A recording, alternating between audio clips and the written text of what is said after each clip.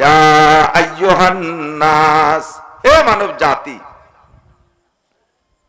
যত আয়াতের শুরুতে দেখবেন ইয়া আইয়ুহান নাস, নির্দ্বিধায় বুঝে নেবেন এটা মক্কি আয়াত, হিজরতের আগের আয়াত। হে মানব জাতি, মানব জাতির ভিতরে মুসলমান আছে, হিন্দু আছে, বুদ্ধ আছে, খ্রিস্টান আছে, সব জাতির নাম মানব জাতি। হিজরতের পরে নবী পাক মদিনায় যাওয়ার পরে যে আয়াতগুলো নাজিল হয়েছে, আয়াতের মধ্যে যখন আল্লাহ পাক মাধ্যমে যদি মানুষকে ডাক দেওয়ার ইচ্ছা করেছেন, তখন ব্যবহার করেছেন ইয়া আইয়ুহাল্লাযীনা আমানু। যত আয়াতের শুরুতে দেখবেন ইয়া আইয়ুহাল্লাযীনা আমানু, নির্দ্বিধায় বুঝে নেবেন এটা মাদানী আয়াত। তর্জমা কি?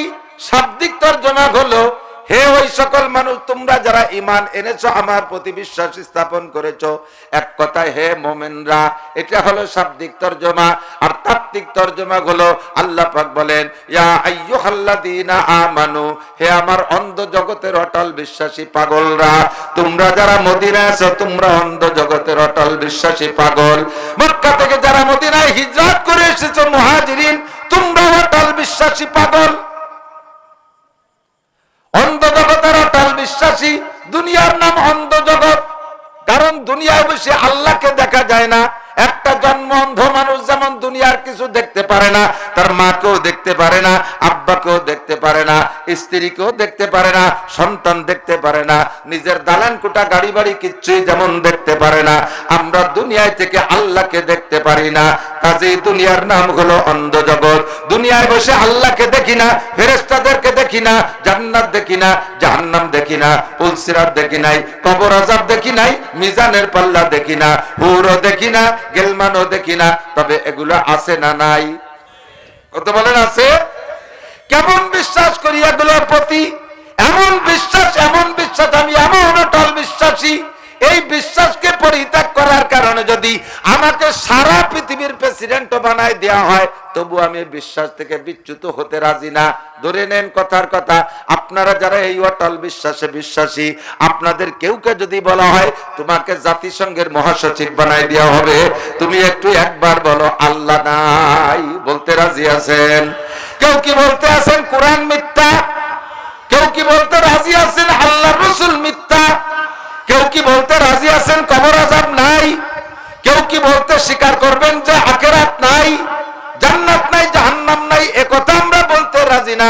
আমারে যদি আমরণ কন্ট্রাক্ট দিয়ে দেয় সারা বাংলাদেশে আর কোনো নির্বাচন হবে না, তুমি চিরকাল মরণকাল পর্যন্ত প্রেসিডেন্ট, শুধু বলবা আল্লাহ নাই, রাসূল মিথ্যা, শুধু বলবা হাদিস মিথ্যা, কোরআন মিথ্যা।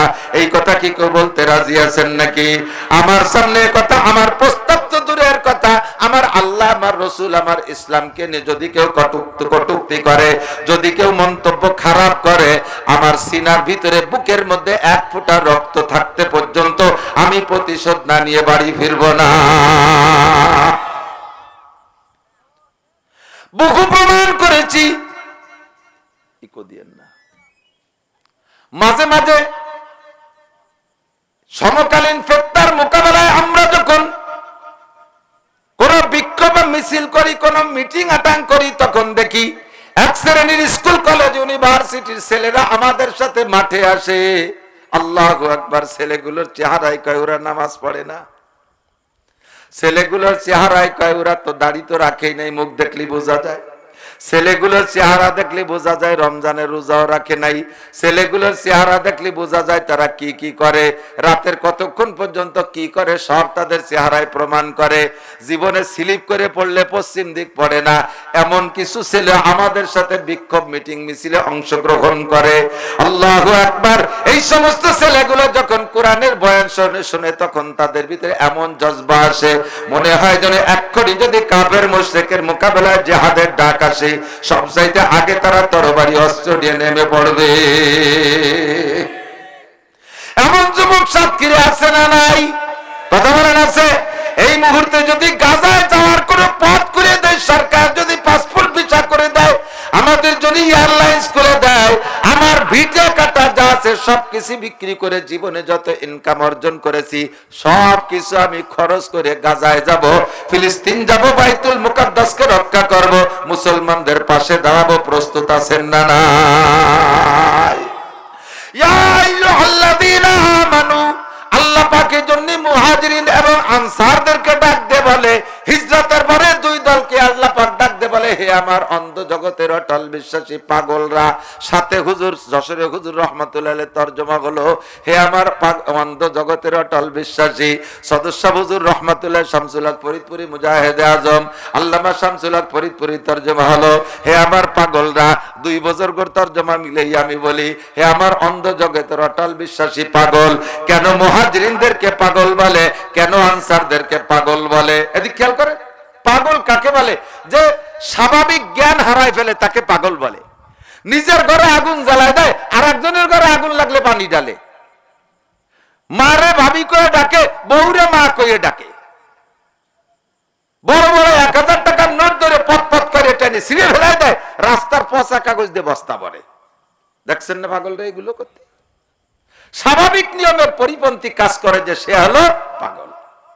মক্কিরা পাগলামি করেছে, এই জন্য তাদেরকে পাগল।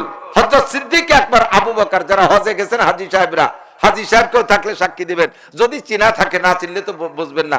সাধারণ জেনারেল পাবলিকরা, সাধারণ পাবলিকরা হজের অনেক কিছুই টের পায় না। আমরা কোরআন কিতাবে যা পড়ছি আলহামদুলিল্লাহ, ওখানে গিয়ে খুঁজি কিতাবে যা পড়ছি তা পাই কিনা। দেখিয়াই কালবি রাদিয়াল্লাহু তাআলা আনহুর 14টা মেয়েকে জীবিত দাফন করে দিয়েছিল। কিতাবে পড়েছি। ওখানে গিয়ে আমি ওই স্থানীয় হাজীদের কাছে জিজ্ঞেস করছি, এই দেহিয়াই কালবির মেয়েদেরকে যে কবরস্থান দাফন করেছিল, ওই কবরস্থান কোথায়? একেবারে কাবার পাশে, মিসপালা থেকে উঠতে, মক্কা হেরেম শরীফের দিকে ঢুকতে মিসপালা থেকে বাম পাশে একটা জায়গা আছে। যদি কেউ যান সামনে দেখবেন কত বড় বড় বিল্ডিং ভেঙে ভেঙে সরকার বড় বড় বিল্ডিং, 40 তলা 50 তলা বিল্ডিং ভেঙে মসজিদের মধ্যে নিয়ে আসছে। কিন্তু ওই জায়গাটা সেই থেকে নিয়ে খালি রয়েছে, এখনো পর্যন্ত সেখানে একখানি ইটও গাড়ে নাই। প্রায় আমাদের এলাকার শতাংশ হিসেবে আমার অনুমান 30-35% জায়গা হবে।